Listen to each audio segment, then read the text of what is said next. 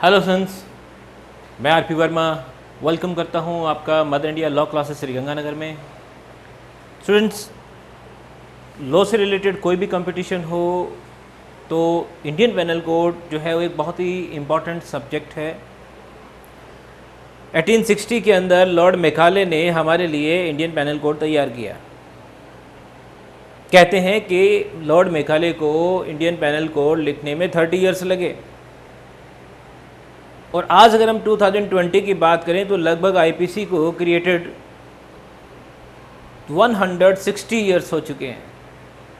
अब क्वेश्चन ये उठता है कि क्या इन 160 सालों में जो आईपीसी 30 सालों में लिखी गई थी, क्या इन 160 सालों में हम उस आईपीसी को अच्छी तरह से समझ पाए?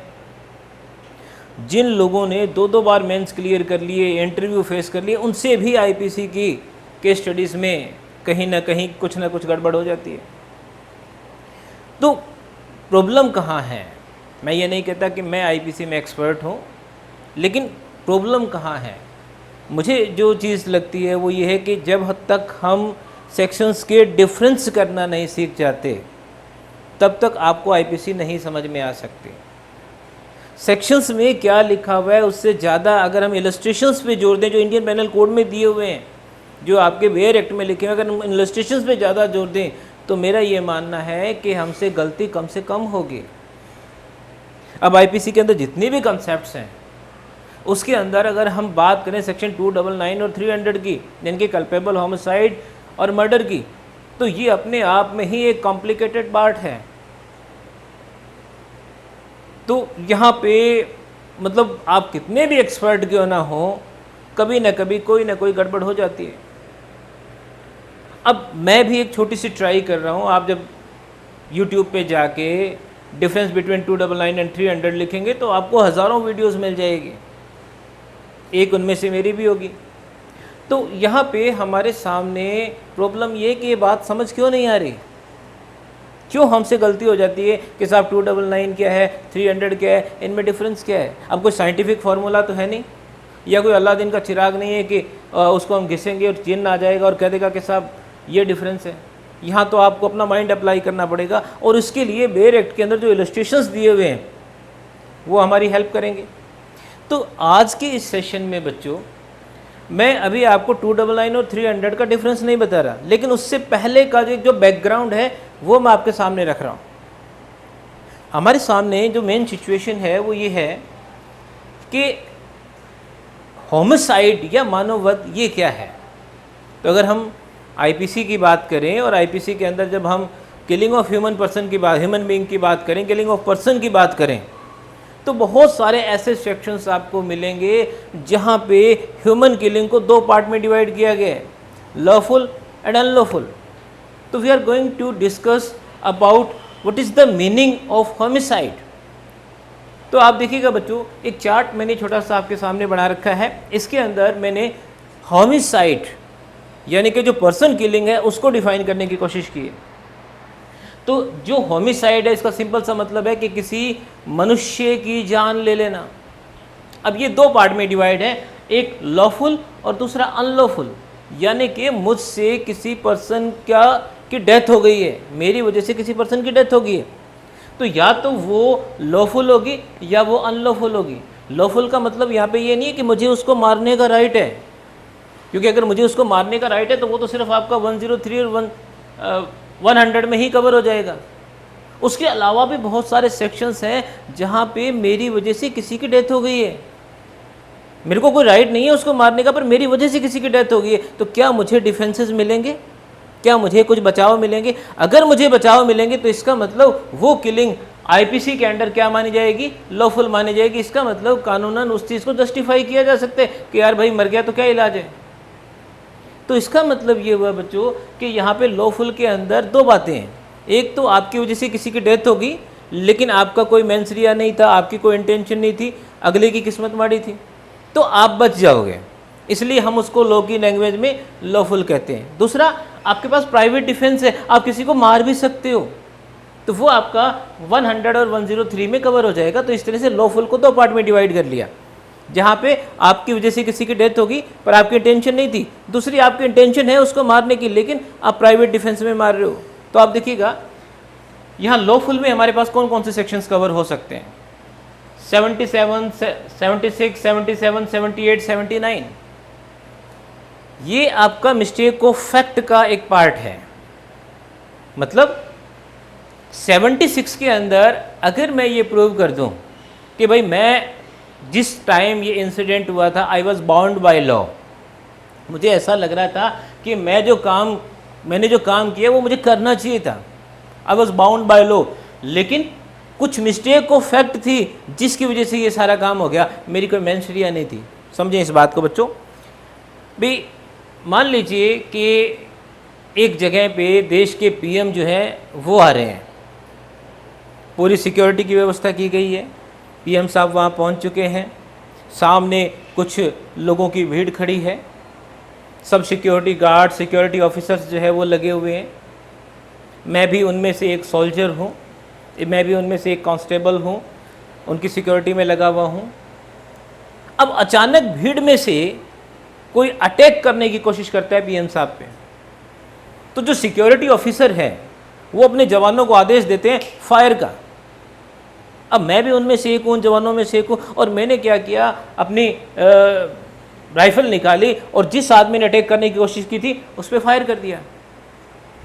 अब यहाँ पे क्वेश्चन ये अराइज हुआ कि क्या मैंने जो फायर करके किसी आदमी की जान ले ली, क्या यहाँ पे मेरे को उसको मारने की कोई इंटेंशन थी?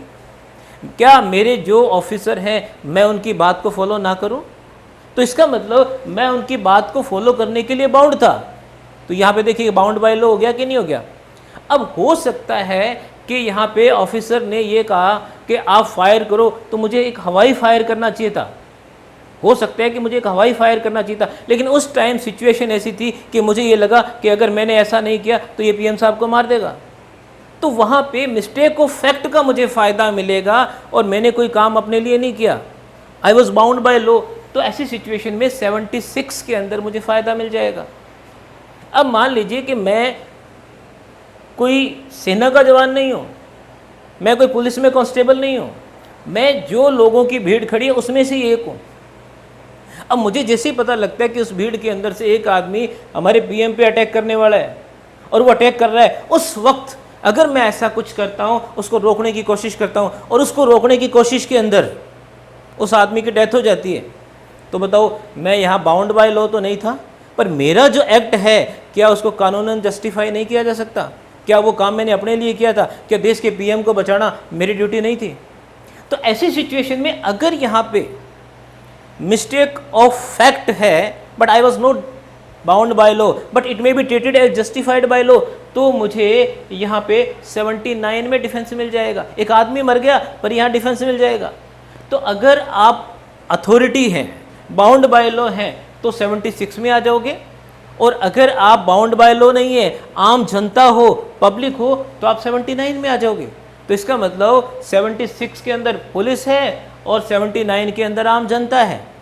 पर यहाँ पे देखिएगा एक पर्सन की डेथ हो गई है, उसको मारने की हमारी कोई इंटेंशन नहीं थी। तो इसका मतलब यहाँ पे एक ह्यूमन बीइंग की किलिंग होगी, होमिसाइड हो गया, लेकिन फिर भी डिफेंस है, लॉफुल है, कोई अपराध नहीं है। इसी तरह से आप देखिएगा 77, 78, तो 77 में याद रखिएगा जज साहब हैं और 78 में याद रखिएगा जल्लाद हैं। कैसे भाई? जज साहब के सामने जो सबूत पेश किए गए उनके बेस पे जज साहब ने किसी अक्यूज्ड को जो है वो फांसी की सज़ा दे दी। अब फांसी की सज़ा मिल गई तो वो फांसी की सज़ा एग्जीक्यूट कौन करवा रहे हैं? जो अधिकारी करवा रहे हैं, और वो जो जल्लाद जो फांसी दे रहा है। तो कहीं ना कहीं अगर बाद में ये पता लग जाए, फांसी देने के बाद में ये बात पता लग जाए कि यार वो आदमी तो इनोसेंट था बेचारा, उसको तो हमने ऐसे ही फांसी पे चढ़ा दिया, लेकिन उस वक्त जो एविडेंसेस उनके सामने दिए गए थे वो उन एविडेंसेस से बाहर डिसीजन कर नहीं सकते थे। तो इसका मतलब अगर यहाँ पे कोई मिस्टेक ऑफ फैक्ट हो और उस मिस्टेक ऑफ फैक्ट में कोई गलत डिसीजन हो जाए तो जज साहब तो 78 में बच जाएंगे, और जो जल्लाद है वो आपका जज साहब 77 में बच जाएंगे, और जो जल्लाद है वो 78 में आपका बच जाएगा।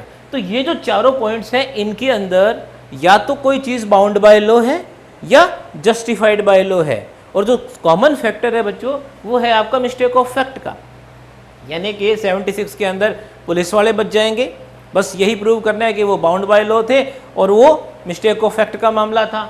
77 में जज साहब आ गए, 78 के अंदर जल्लाद आ गया, 79 में आप और मैं आ गया।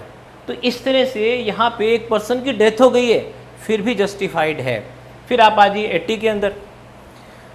भाई अगर आप कोई काम लॉफुली कर रहे हैं, गुड फेथ में कर रहे हैं, ठीक है, और पूरी विद मतलब प्रिकॉशंस कर रहे हैं, और यहाँ पर भी अगर किसी की डेथ हो जाए तो आप लायबल नहीं होंगे। तो सेक्शन 80 के अंदर बच्चों एक्सीडेंट की बात हो रही है, समझिएगा, सेक्शन 80 के अंदर एक्सीडेंट की बात हो रही है। अब अपन यहाँ एक इलस्ट्रेशन समझते हैं। भाई हमारी एक कॉलोनी है जिसमें लगभग 200 जो है वो हाउसेस हैं, एक रेजिडेंट कॉलोनी है हमारी। पिछले साल क्या हुआ, जब बहुत तेज़ आंधी आई उसके वजह से कुछ पेड़ जो थे वो हमारे गिर गए, कॉलोनी में कुछ पेड़ थे वो गिर गए, और उससे बहुत सारे घर डैमेजेस हो गए, कुछ लोग इंजर्ड भी हो गए। अब हमें पता लगा कि इस मंथ के अंदर मौसम विभाग ने हमें अलर्ट किया है कि भाई कभी भी तेज़ आंधी आ सकती है, तूफान आ सकता है। तो ऐसी सिचुएशन में हमारी कॉलोनी वालों ने मिलके जो फॉरेस्ट डिपार्टमेंट है वहाँ से हमने परमिशन ली कि भाई जो बड़े पेड़ है हम उनको काट दें। तो भाई मेरे को इस काम पे परमिशन लेके मेरे को इस काम पे लगाया गया कि भाई आपको ये पेड़ काटना है। अब मैं एक बहुत बड़ा सारा पेड़ है, मैं उसके ऊपर चढ़ गया, मैं उस पेड़ को काट रहा हूँ, परमिशन लेके काट रहा हूँ, इसका मतलब लॉफुली है, गुड फेथ में काट रहा हूँ, मेरा कोई पर्सनल इंटरेस्ट नहीं है भाई। अब विद प्रिकॉशंस मैंने सारी अलर्ट हूँ मैंने जब पेड़ काटना शुरू किया उस वक्त मैंने देख लिया चारों तरफ कोई इंसान तो नहीं है कि कहीं किसी के ऊपर गिर जाए कुछ और वो मर जाए, चोट लग जाए, कोई बच्चा तो नहीं खेल रहा, सब कुछ देख संभाल के और मैंने पेड़ काटना शुरू किया। जैसे ही मैंने एक स्ट्राइक किया, एक बड़ी टहनी उस पेड़ की जो है वो ब्रांच जब नीचे गिरी तो एक बच्चा खेलता खेलता वहाँ आ गया और वो पेड़ की टहनी उस पर लगी और उस बच्चे की डेथ होगी। अब आप बताओ क्या ये इंटेंशनल किलिंग थी? किलिंग तो है, होमिसाइड तो है, but it was an accident. तो वो चीज़ आपकी सेक्शन 80 में कवर हो जाएगी और मुझे डिफेंस मिल जाएगा। इसका मतलब यहाँ किलिंग तो ही, लेकिन उसको जस्टिफाई किया जा सकता है कि साहब मैं क्या करूँ, मेरी कोई इंटेंशन थोड़ी थी, कोई मेंसरी अप्रूव नहीं हो रहा, तो वो चीज़ आपकी लॉफुल में आ जाएगी। इसी तरह से आप देखिएगा 81 के अंदर कई बार ऐसा होता है कि हम किसी एक हार्म को से प्रोटेक्ट करने के लिए कोई दूसरी हार्म क्रिएट कर देते हैं। एक हानि से बचने के लिए हमसे कोई दूसरी हानि हो जाती है। एक एग्जांपल देखिएगा, ये घर में आग लग गई तो कुछ लोग जो है वो उस आग को बुझाने के लिए दौड़े। उन्होंने क्या किया, फायर ब्रिगेड वाले भी उनमें रहे होंगे, साथ में जो मकान था उस मकान की सीढ़ियों से छत पे गए और वो वहाँ से ये चाहते थे कि इस मकान की छत पे जाके जिस मकान में आग लगी है वहाँ पे हम पानी डाल दें। अब वो उस मकान की छत पे चढ़े, साथ वाले मकान की जिसमें आग नहीं लगी हुई थी। अब क्योंकि उस मकान की छत जो है वो कमज़ोर थी, अब 5-10 लोग जब चढ़े तो उनके चढ़ने से वो छत गिर गई। अब अंदर कोई बच्चा सो रहा था, उस बच्चे की डेथ होगी।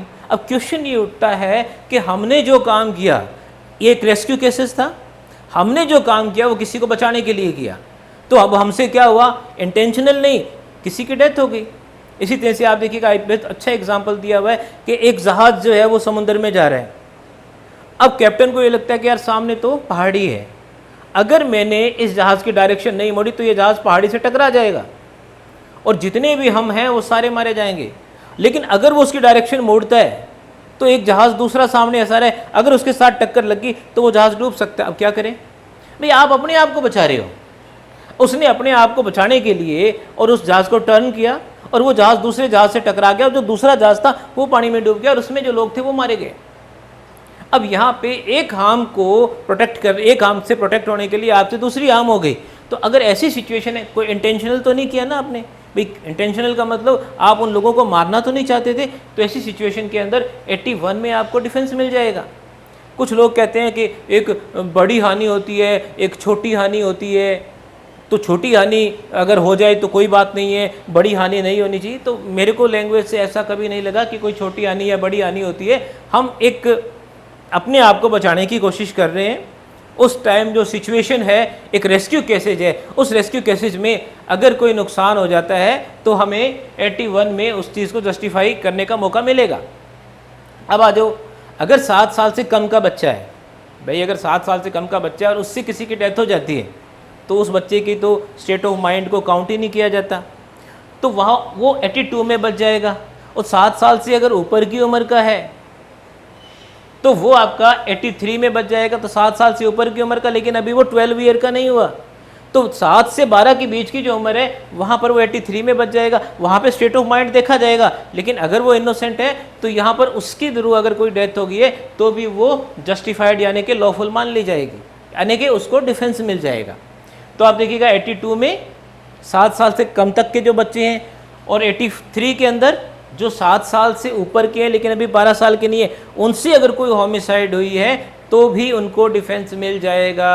अब यहाँ पे 7 साल के लिए क्या है ये आप मुझे बताइएगा, कमेंट बॉक्स में लिख के बताइएगा भाई अगर 7 साल का बच्चा है तो वो 82 में आएगा कि 83 में आएगा। नहीं मिलता answer, then I will tell you.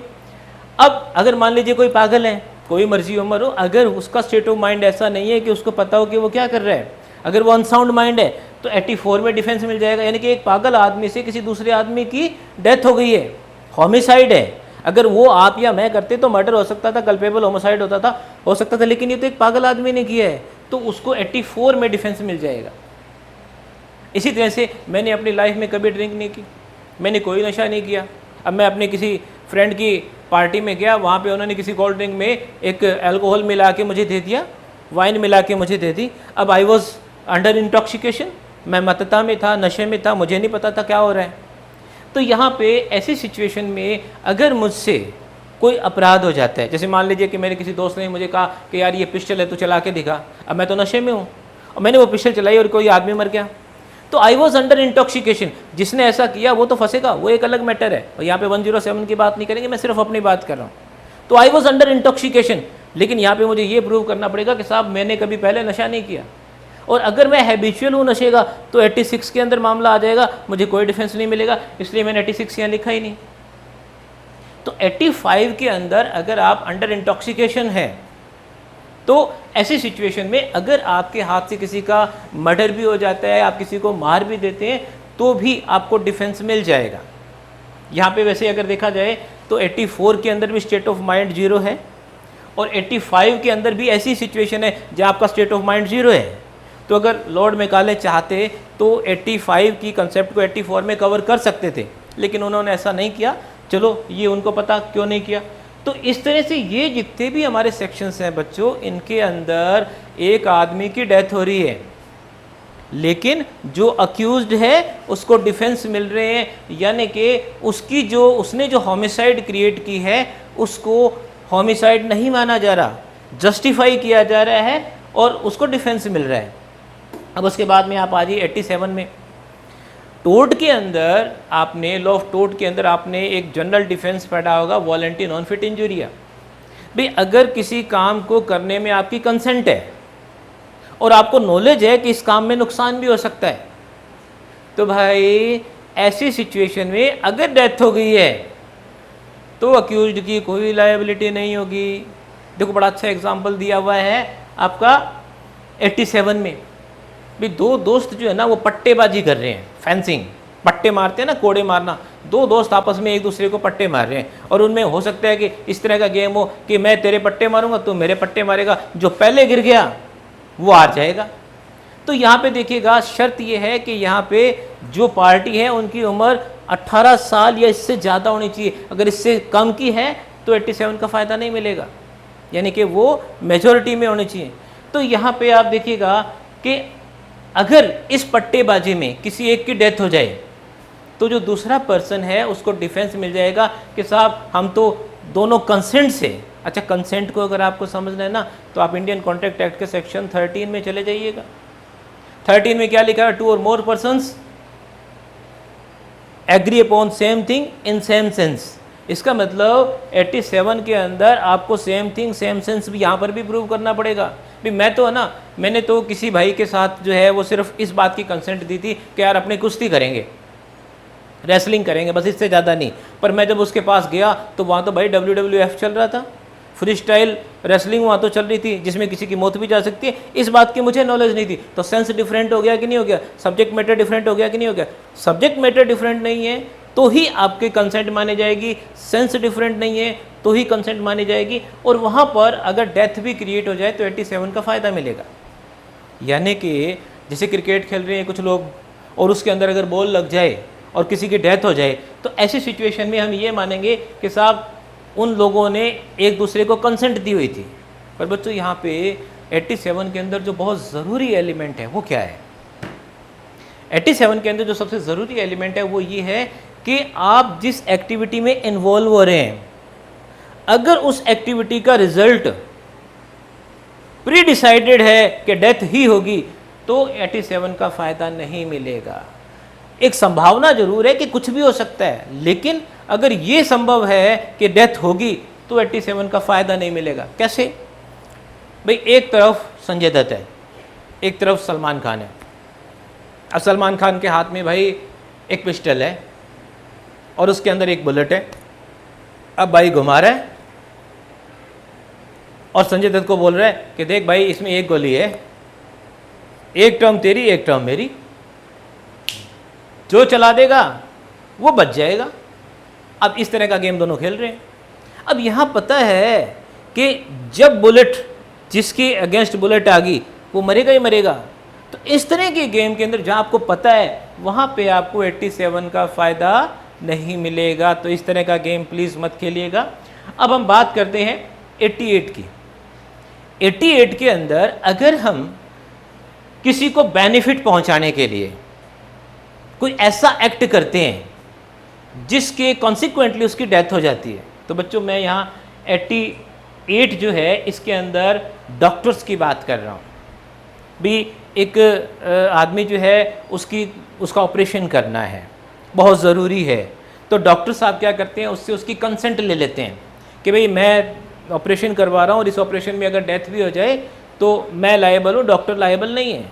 तो ऐसे सिचुएशन में अगर उसकी कंसेंट के लिए, लेकिन शर्त ये है बेनिफिट, अगर कल को ये प्रूव हो जाए कि इस ऑपरेशन से भी प्रॉब्लम तो पेट में थी, डॉक्टर ने आँख का ऑपरेशन किया, ओ भाई क्या बात होगी, सोचने वाली बात है ना। तो यहाँ पे आप उसके बेनिफिट के लिए ये प्रूव करना पड़ेगा। और अगर ये प्रूव हो गया कि आपने जो काम किया उससे उसका कोई बेनिफिट नहीं था तो भैया टंगे फिर कोई नहीं बचा सकता। लेकिन अगर आप ये प्रूव कर दो कि सामने वाले की कंसेंट थी और उसके बेनिफिट के लिए आपने ये काम किया था, अब वो मर गया तो मर गया, अगले की किस्मत, तो यहाँ पे डॉक्टर साहब जो है वो बच जाएंगे। फिर आप आ जाओ, मान लो कि अनसाउंड माइंड है, जो पेशेंट है वो अनसाउंड माइंड है, वो माइनर है, खुद कंसेंट नहीं दे सकता, तो ऑब्वियसली उसके गार्जियन की कंसेंट होगी। लेकिन यहाँ पर भी ये ध्यान रखिएगा फॉर गिविंग बेनिफिट, मतलब एक फादर गए अपने बच्चे को लेके कि साहब इसके हार्ट में बड़ी प्रॉब्लम है, डॉक्टर कहता है कि भाई इसका तो हार्ट का वॉल ख़राब है, ऑपरेशन करना पड़ेगा, तो उस बच्चे के बेनिफिट के लिए हो रहा है। इन बिटवीन अगर बच्चे की डेथ हो जाती है तो बच्चा खुद तो कंसेंट नहीं दे सकता, तो ऐसी सिचुएशन में डॉक्टर साहब 89 में बच जाएंगे। लेकिन आप देखिएगा यहाँ पे 4 लोग जो है वो एक पेशेंट लेके गए, मान लो कि वो 18 साल से कम ही था, और कहा कि साहब इसके तो कोरोना हो गया है या इसको चेक करो, हमें डाउट है इसको कोरोना, और डॉक्टर ने रिपोर्ट मंगवाई, आई पॉजिटिव। अब वो गार्जियन जो है ना वो डॉक्टर को ये करे कि अगर ये घर गया ना, इसको अगर हम घर ले गए तो दूसरों को भी कोरोना हो जाएगा, तो डॉक्टर साहब इसको मार दो।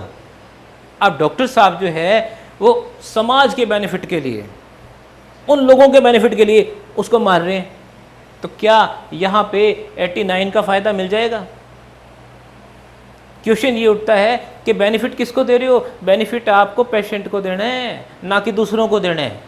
तो यहाँ पे ये देखिएगा, अगर इस तरह से आप किसी को मार रहे हो, हालांकि कोई भी डॉक्टर ऐसा नहीं होगा जो ऐसा करेगा, ये सिर्फ एक एग्जाम्पल था, क्योंकि डॉक्टर तो भगवान का रूप है और आज डॉक्टरों की वजह से ही हम इस कोरोना से लड़ पा रहे हैं, अदरवाइज पॉसिबल नहीं था।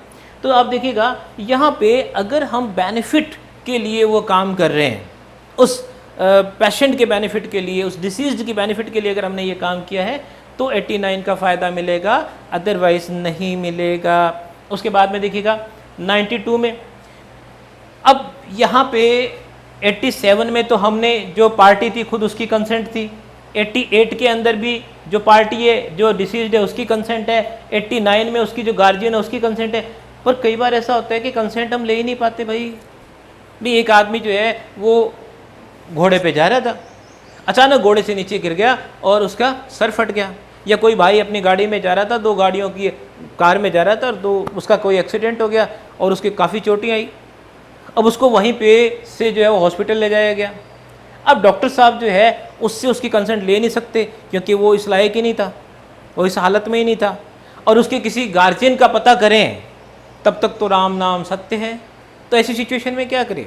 डॉक्टर ने उन सर्कमस्टांसेस के अकॉर्डिंग उसका ऑपरेशन करना ज़रूरी समझा। तो यहाँ देखिएगा कंसेंट नहीं ले रही है, लेकिन यहाँ पर भी एक एलिमेंट आ गया फॉर बेनिफिट, किसके? जो मर चुका है उसके बेनिफिट के लिए। तो अब यहाँ पर अगर उसका ऑपरेशन होता है, डॉक्टर साहब को दो ही बातें प्रूव करनी पड़ेगी कि भाई ये खुद कंसेंट दे नहीं सकता था और इसका गार्जियन कोई साथ में था नहीं, और दूसरा ये काम बहुत ज़रूरी था इसके बेनिफिट के लिए, इसको बचाने के लिए। ऐसे में डेथ होगी तो अगले की किस्मत माड़ी। तो 92 में डॉक्टर साहब बच जाएंगे, ठीक है। लेकिन ये 92 जो है ना बच्चों बहुत ही ख़तरनाक है, क्योंकि जनरली क्या होता है कि इस तरह जो है वो डॉक्टर साहब ऐसा करते तो उसके बेनिफिट के लिए, और बाद में उसकी डेथ हो जाती है तो उसके जो रिश्तेदार वगैरह हैं वो सारे आके वहाँ पे हंगामा करते हैं हॉस्पिटल के अंदर। तो कहीं ना कहीं 92 का जो है वो फ़ायदा डॉक्टर्स नहीं ले पाते, क्योंकि यहाँ पे कहीं ना कहीं एक अनसिक्योरिटी उनको फील होती है। तो वो हमेशा यही चाहते हैं कि भैया कंसेंट लेटर साइन करवा के फिर ही काम करें। इस वजह से 92 से हमेशा डॉक्टर बचते हैं। वो उसके पीछे डॉक्टर्स का कसूर नहीं है, उन लोगों का कसूर है जो इस बात को समझते नहीं और उनको लगता है कि डॉक्टर ने गलत किया है। अब अपन बात करते हैं 93 भाई। यहाँ पर भी अपन डॉक्टर्स का एग्जांपल लेंगे। अगर आप कोई फेयर कम्युनिकेशन करते हैं, किसी के फ़ायदे के लिए अगर आपने कोई कम्युनिकेशन किया, तो यहाँ पे भी अगर किसी की डेथ हो जाए, अब मान लो कि डॉक्टर साहब जो है उनके सामने उनको ये पता लगता है कि जो पेशेंट उनके पास आया है, जिसकी रिपोर्ट उनके पास आई है, उसको कैंसर है, या वो HIV पॉजिटिव है, या उसको कोरोना हो गया है।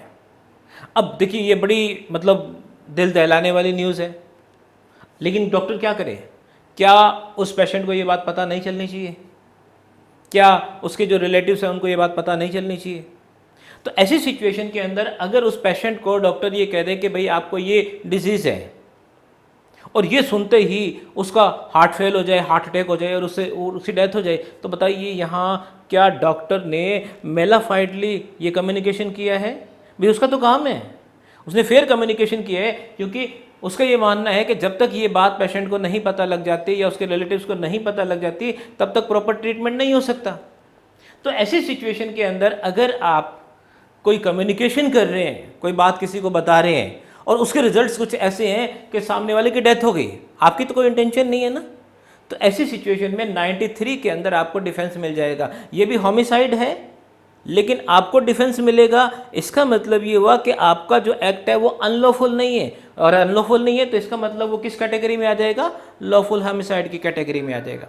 इसी तरह से मान लीजिए कि एक्स के घर पुलिस स्टेशन से फ़ोन आता है कि भाई एक गाड़ी है इस नंबर की और उस गाड़ी का एक्सीडेंट हो गया है, और इस गाड़ी के अंदर मिस्टर ए जो है वो बहुत ही इंजर्ड हालत में है और वो बता भी नहीं सकता था कि भाई वो कौन है और कहाँ से आया है।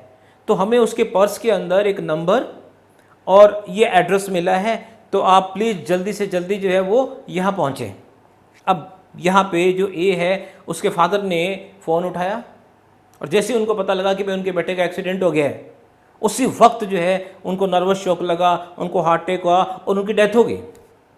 अब आप बताइएगा कि क्या यहाँ पुलिस वाले ने जो भी पुलिस स्टेशन से जो सूचना दी गई, क्या वो अनलॉफुल थी? क्या वो इस काम के लिए ऑथराइज नहीं थे? तो वो एक फेयर कमेंट था। भाई क्या करें, बताना तो पड़ेगा ही ना। ऐसी सिचुएशन में अगर सामने वाले की डेथ हो जाए, भाई क्या करोगे? सोचने वाली बात है। तो ऐसे यहाँ पे 93 के अंदर डिफेंस मिल जाता है कि हमारा ये फेयर कम्युनिकेशन है। अब कोई बच्चा मुझसे रिजल्ट पूछे कि सर मेरा रिजल्ट देख के बता दो, मैंने उसका रिजल्ट देखा, मैं क्या बेटा यार आप तो फेल हो गए। अब भाई मैं क्या करूँ? जो रिजल्ट है वो मैंने बता दिया। अब यहाँ पे अगर उस बच्चे को शौक लग जाए तो क्या मैं उसके लिए लायबल हूँ? हाँ, कई बार ऐसा होता है कि हमें पता है कि सामने वाले की सिचुएशन ऐसी है कि उसको कोई भी ऐसी बात बताओ तो उसका हार्ट अटैक हो सकता है। अगर ये बात आपकी नॉलेज में है तो फिर आपको यहाँ पे 93 का फ़ायदा नहीं मिलेगा, क्योंकि फिर वो जो कम्युनिकेशन है that will be not the fair communication. यहाँ कम्युनिकेशन जो है वो बोनाफाइड होना चाहिए, बस ये बात आप ध्यान रखें। अब हम बात करते हैं बच्चों प्राइवेट डिफेंस की। तो मैंने शुरू के अंदर आपको ये बताया था कि ये जो लॉफुल होमिसाइड्स हैं इनको दो पार्ट में डिवाइड कर लेते हैं। एक जहाँ पे आपकी बिल्कुल इंटेंशन नहीं है किसी को मारने की, पर कॉन्सिक्वेंटली किसी की डेथ हो जाती है। दूसरा जहाँ पे आपकी इंटेंशन है किसी को मारने की, ऑब्वियसली वो मर जाएगा, आपकी इंटेंशन है मारने की, लेकिन आप वो इंटेंशन यूज़ कर रहे हैं, वो राइट यूज़ कर रहे हैं एज ए प्राइवेट डिफेंस। तो under section 400 and under section 103 हम क्या करते हैं भाई, अगर मेरी बॉडी को या मेरे साथ में कोई है उसकी बॉडी को इस बात का डर है कि कोई उसको उस पर कोई एसिड डाल देगा, कोई रॉन्गफुल कन्फाइनमेंट कर देगा, कोई रेप का या अननेचुरल ऑफेंस का मामला है, ठीक है, कोई मर्डर का मामला, भाई अगर हमें कोई मारने वाला है, तो वहाँ पे 7 सिचुएशंस हैं। उन 7 सिचुएशंस में से अगर कोई सिचुएशन अराइज होती है तो हम सामने वाले को मार भी सकते हैं। तो बच्चों यहाँ प्राइवेट डिफेंस का हम एक अलग से सेशन रखेंगे, पूरा बहुत वाइड चैप्टर है। बस आप यहाँ पे एक छोटी सी बात जो मैं आपसे डिस्कस करूँगा वो ये है कि 100 के साथ साथ में आप 102 पे बहुत ध्यान दीजिएगा, क्योंकि एग्जामिनर जो है ना वो ऐसी सिचुएशन क्रिएट करता है कि बच्चे को लगता तो है भाई ये आपका 100 से कवर्ड है, लेकिन वो रिलेटेड होता है 102 से। ये एक्स और वाई में किसी बात को लेकर मनमुटाव हुआ, एक्स ने पिस्टल निकाल ली, यहाँ पे वाई जो है उसकी किस्मत अच्छी थी कि वो बच गया, उसने धक्का दिया, एक्स नीचे गिर गया, एक्स के हाथ से पिस्टल जो है वो जैसे फिल्मों में होता है पिस्टल जो है वो साइड में गिर गई, वाई ने जाके वो पिस्टल उठाई और एक्स पे फायर कर दिया और एक्स को मार दिया। तो यहाँ पे क्या प्राइवेट डिफेंस मिलेगा? अरे भाई जब तक एक्स के पास पिस्टल थी वाई को प्राइवेट डिफेंस था, अब तो पिस्टल ही वाई के पास है तो उसको कैसे डिफेंस मिल जाएगा? उसका डर पिस्टल से था, वो पिस्टल ही उसके पास है। तो यहाँ पे थोड़ा सा अपने को 100 के साथ में जो 102 है ना भाई, प्राइवेट डिफेंस कब स्टार्ट हो रहा है कब खत्म हो रहा है, इसको अच्छे से माइंड में बिठा लीजिएगा। इसी से 103 के अंदर हमारे पास 4 सिचुएशंस है जब हम अपनी या अपनों की प्रॉपर्टी को बचाने के लिए किसी को जान से भी मार सकते हैं। अब जो फ़र्क क्या है, ये जो हमने 76 से 93 तक जो सेक्शंस किए और 103 और 100 इनमें फ़र्क क्या है? यहाँ पे आपकी कोई इंटेंशन नहीं है किसी को मारने की, पर कॉन्सिक्वेंटली किसी की डेथ होगी, जबकि 100 और 103 के अंदर इंटेंशनली आप किसी की डेथ क्रिएट कर रहे हैं, लेकिन प्राइवेट डिफेंस है इसीलिए ये लॉफुल होमिसाइड है। अब हम बात करते हैं अनलॉफुल होमिसाइड। तो अनलॉफुल होमिसाइड की जब हम बात करते हैं तो हमारे पास 2 प्रॉपर सेक्शन है 299 एंड 300, यानी कि कल्पेबल होमिसाइड एंड होमिसाइड। यहाँ पे हम भी इन पे हम ज़्यादा डिस्कस नहीं करेंगे, अदरवाइज़ ये वीडियो बहुत लंबी हो जाएगी। इस पे एक अगला सेशन मेरा ऑलरेडी रेडी है, वो आप तक पहुँचा दूँगा। तो यहाँ 299 और 300 के अंदर जो होमिसाइड हो रही है, जो ह्यूमन किलिंग हो रही है, वो अनलॉफुल है। बस आप सिर्फ यहाँ इतना सा समझ लीजिए कि एक स्टेटमेंट है when culpable homicide amounts to murder, तो इसका मतलब हम 300 की बात कर रहे हैं। और दूसरा when culpable homicide does not amount to murder, भाई आप है तो कल्पेबल होमिसाइड लेकिन वो मर्डर नहीं है, तो इसका मतलब हम मर्डर के एक्सेप्शंस की बात कर रहे हैं। तो या तो कोई चीज़ कल्पेबल होमिसाइड होगी या कोई चीज़ मर्डर होगी। तो अगर वो मर्डर नहीं है तो वो कल्पेबल होमिसाइड होगी, तो वो आपके 299 में आ जाएगी। तो इसका मतलब ये हुआ बच्चों 299 की कंसेप्ट 2 जगह हैं, एक तो 299 में है और एक 300 के एक्सेप्शंस में है। ये थोड़ा सा आप ध्यान रखिएगा, इस पर एक खूब लंबा चौड़ा लेक्चर है हमारा, वो I will try my best to explain you. अब हम बात करें कि ये जो सारा का सारा ताम झाम आपके सामने दिखाई दे रहा है, इनमें जो सबसे इम्पोर्टेंट चीज़ है वो क्या है? क्योंकि बहुत बार ये क्वेश्चन राइज होता है कि एक आदमी जो है वो हार्ट अटैक से मर गया, या एक आदमी ऑलरेडी मरा पड़ा है, एक आदमी जाके उस पर फायर कर रहा है ये सोच के कि वो ज़िंदा है, एक आदमी उसको चाकुओं से गोद रहा है, एक लड़की जो है वो मरी पड़ी है, कोई जाके उसका रेप कर रहा है ये सोच के कि वो ज़िंदा है। अब क्वेश्चन ये उठता है कि क्या किसी मरे हुए आदमी को आप मार सकते हो? क्या किसी मरे हुए के साथ भी आप रेप कर सकते हो क्या? तो यहाँ पे अगर हम थोड़ा ध्यान से देखें बच्चों, चाहे आप 299 की बात करें, चाहे आप 300 की बात करें, चाहे आप इन सारे सेक्शंस की बात करें, यहाँ पे एक वर्ड यूज़ होता है पर्सन। तो मैं शुरू में आपको ये बता रहा था कि कन्फ्यूज़न कहाँ है। तो इन सारे सेक्शंस को अगर आपको समझना है तो आपको पर्सन वर्ड को अच्छे से समझना पड़ेगा। जूरिस्प्रूडेंस के अंदर हमें ये बताया गया कि the word person has been taken from a Latin term persona. एक पर्सन होता है। अब पर्सन जो है वो लीगल भी हो सकता है, नेचुरल भी हो सकता है। आप और मैं नेचुरल है, कंपनी है ये लीगल है। तो लीगल पर्सन जो रजिस्टर्ड है, यहाँ पे लीगल पर्सन की बजाय हम आर्टिफिशियल पर्सन की बात करेंगे, चाहे वो रजिस्टर्ड हो चाहे वो ना हो। तो पर्सन वर्ड को आप थोड़ा ध्यान से देखिएगा। पर्सन वर्ड आपका सेक्शन 11 में डिफाइन है। तो यहाँ पे जो पर्सन वर्ड है आपका, उस पर्सन के अंदर दो तरह के पर्सन आपके इंक्लूड हैं, natural person and artificial person. भाई कोई कंपनी है, कंपनी तो हमेशा ही इनकॉर्पोरेटेड यानी कि रजिस्टर्ड होगी, तो वो उस आर्टिफिशियल पर्सन को हम लीगल पर्सन भी बोल सकते हैं। अब यहाँ पर भी मैं बता दूँ, कंपनी लॉ के मैंने बहुत सारी वीडियोस डाल रखी हैं। भाई ज़रूरी नहीं है कि आर्टिफिशियल और लीगल पर्सन दोनों सेम हो, क्योंकि जो लीगल पर्सन है वो आर्टिफिशियल तो होगा ही होगा, पर ज़रूरी नहीं है जो आर्टिफिशियल पर्सन हो वो लीगल भी हो। अब जैसे फर्म है वो एक आर्टिफिशियल पर्सन है, उसका रजिस्ट्रेशन ज़रूरी नहीं है, लेकिन जो कंपनी है वो भी एक आर्टिफिशियल पर्सन है और उसका रजिस्ट्रेशन भी जरूरी है। और रजिस्ट्रेशन क्या होएगा? लॉफुली होएगा। तो यहाँ कंपनी को हम क्या बोलते हैं? लीगल पर्सन, पर फर्म को हम लीगल पर्सन नहीं बोलते। पर दोनों ही यहाँ पे आर्टिफिशियल पर्सन है और आपकी पर्सन की डेफिनेशन में है। तो सेक्शन 11 के अंदर दो तरह के पर्सन है, नेचुरल पर्सन यानी कि आप और मैं, और दूसरा लीगल पर्सन जिसमें कंपनी शामिल है, फर्म शामिल है, कोई भी लोकल अथॉरिटी जैसे म्युनिसिपल कॉर्पोरेशन वगैरह, ये सारे शामिल है जो आपके आर्टिकल 12 में स्टेट की डेफिनेशन में है ना। वो यहाँ पे डिपेंड करता है सर्कमस्टांसिस पे। लेकिन जो कृष्णन वर्सेस कृष्णा वेणी, एक 1997 का मामला है, कृष्णन वर्सेस कृष्णा वेणी सुप्रीम कोर्ट का, इसके अंदर इन्होंने कहा है कि जो स्टेट वर्ड है ना वो आपका यहाँ पर्सन में शामिल नहीं है, लेकिन कोई पोस्ट है, ठीक है, कोई एजुकेशनल ऑफिसर है, इस तरह की अगर कोई पोस्ट है, कोई कंपनी है, कोई फॉर्म है, तो वो आपके यहाँ पे देखो केसेस हैं हमारे पास, केस स्टडीज हमको करनी पड़ेंगी, वो सब आपके पर्सन की डेफिनेशन में है। अब आ जाओ नेचुरल पर्सन, तो मेल या फीमेल यानी कि आदमी और औरत, वो आपके नेचुरल पर्सन में काउंट हो जाएंगे।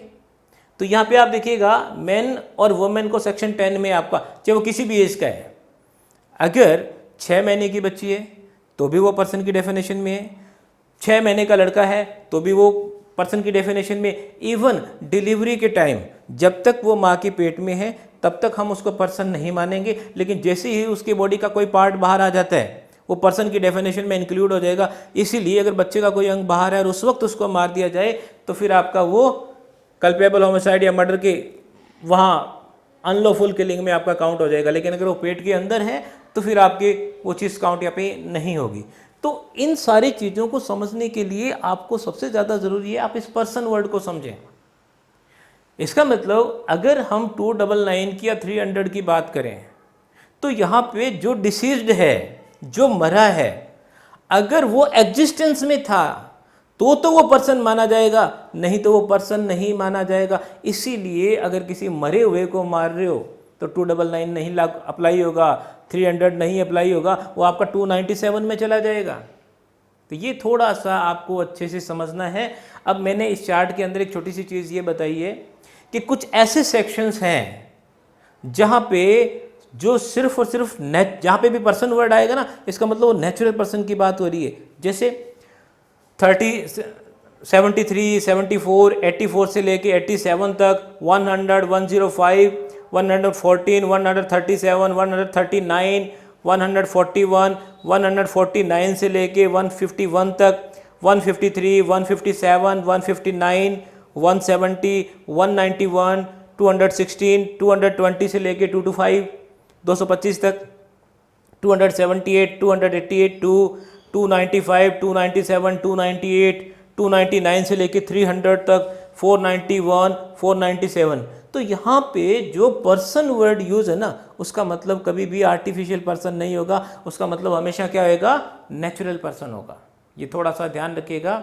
इसका मतलब ये हुआ, अच्छा ये यहाँ पे ये ध्यान रखिएगा कि हम बात किसकी कर रहे हैं? जो प्रोसिक्यूशन की तरफ से है, यानी कि जो डिसीज्ड एग्रीव्ड पार्टी है ना, जिसकी डेथ हो रही है, अगर वो पर्सन की डेफिनेशन, देखो ये 299 से 377 तक, इसका मतलब ये हुआ कि ह्यूमन बॉडी के अगेंस्ट अगर कोई ऑफेंस हो रहे हैं और वो आपके 299,377 तक है, यहाँ पे अगर कहीं कवर हो रहे हैं तो उसका एग्जिस्टेंस में होना ज़रूरी है।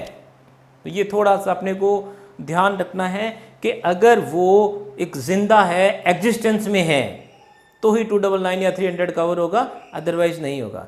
तो यहाँ पर देखिएगा 76 इसमें मेंशन नहीं है। तो यहाँ पे 76 के अंदर किसको डिफेंस मिल रहा है? जो क्राइम कर रहा है, जिसको अपन बोल रहे हैं कि साहब इसने क्राइम किया है, लेकिन वहाँ पे मिस्टेक ऑफ फैक्ट है, बाउंड बाय लॉ है, तो वो करने वाला एक नेचुरल पर्सन भी हो सकता है, एक आर्टिफिशियल पर्सन भी हो सकता है।